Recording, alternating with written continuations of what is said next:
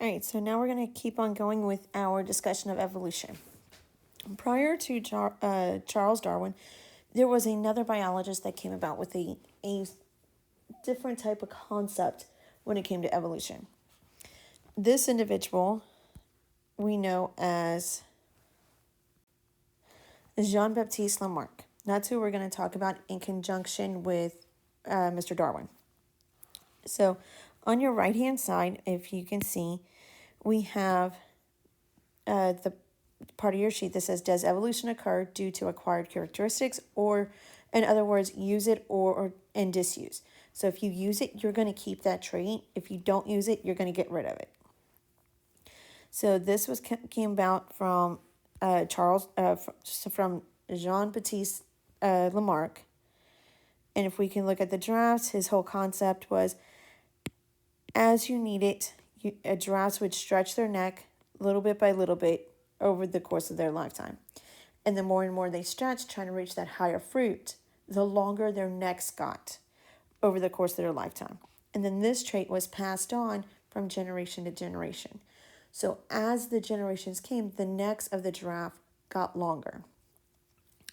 So that was Mr. Baptiste. And now we're going to go back and look back at Mr. Darwin. His concept was, does evolution occur due to natural selection? So remember, the natural selection is the survival of the fittest. Can you overcome the circumstances around you? Can you adapt and get better at the evolution of changing environment around you? So if we look at these finches, we can see that we have a couple of them where their beaks start to change because the environment is changing. So they were able to evolve their beak and be able to survive. And so now let's go on and compare these two concepts. So here we have Mr. Lamarck on the left-hand side once again,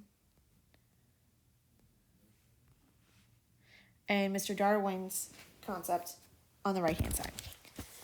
Let's go ahead and talk about Lamarck. We'll stick with left going right. So according to Lamarck, this is what he proposed. Lamarck said when there are environmental changes, there are new needs.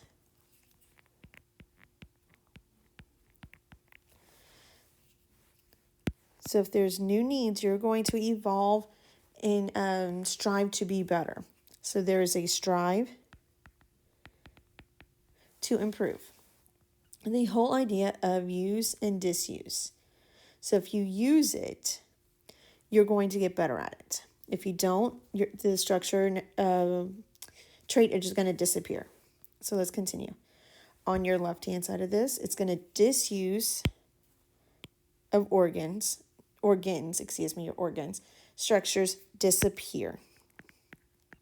So if you don't use it, it's just going to go bye-bye. We no longer need it, so what's the point of having it?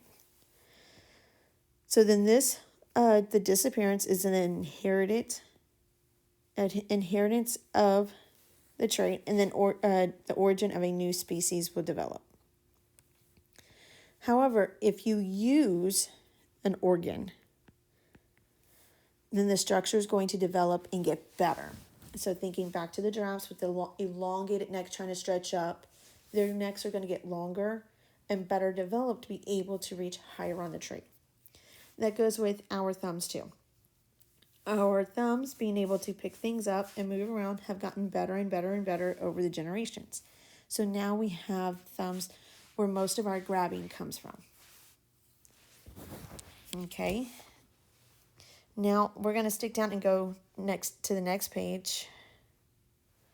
Or actually, I'm sorry. Just shoot over to the right for a second. So shoot over to Mr. Darwin. So according to Darwin's observations, this is what Mr. Darwin said. Darwin said that natural selection was the cause of evolution. You had to change to be able to fit in the environment that was changing around you. If you didn't, you did not survive. You could not produce offspring. So organisms have a great reproductive potential. So more offspring are born than that will survive. So we talked about this last week. With mice, they produce more and more and more babies in one sitting than they actually need to produce, because some of them are going to die. And then the population size remains stable. So this means constant. So relatively constant, and doesn't. Nope.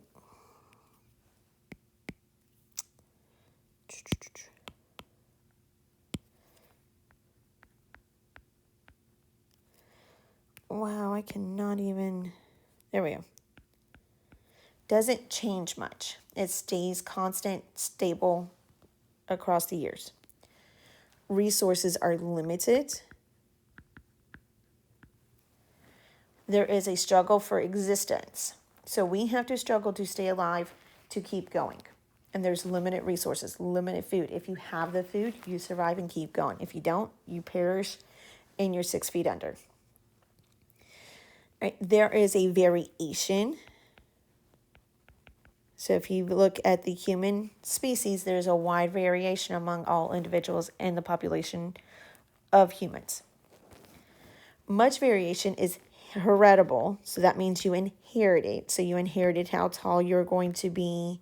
You inherited your skin tone, your hair color. All right. Now, those with the most fit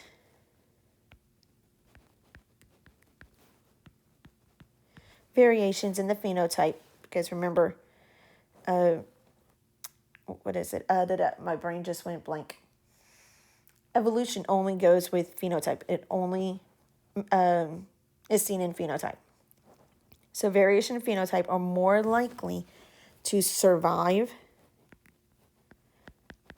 So survive always comes first, because you have to be able to be living. You have to be living to be able to reproduce and have offspring. Differential and reproductive success equals natural selection.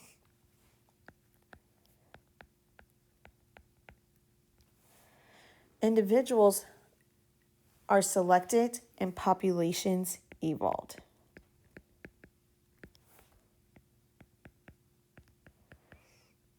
So if you remember back to our PowerPoint game of Could You Survive the Island? The individuals that survived are going to keep the species going and evolve it to those characteristics needing to survive. Okay, so let's continue on. So now you can see we're going to compare Lamarck's idea and Darwin a little bit more. So Lamarck thought the individual organisms changed.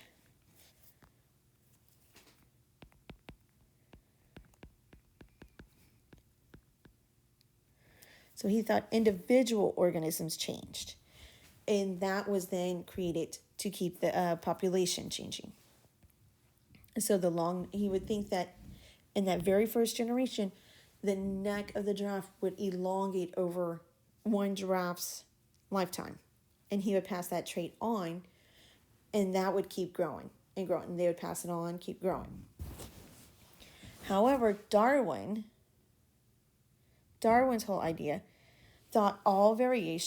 were in the population.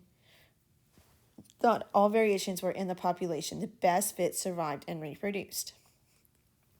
So this kind of goes hand in hand.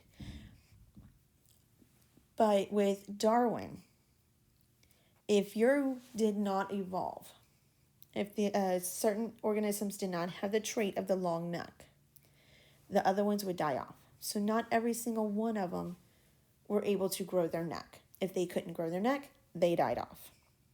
And that trait was passed on to the next generation.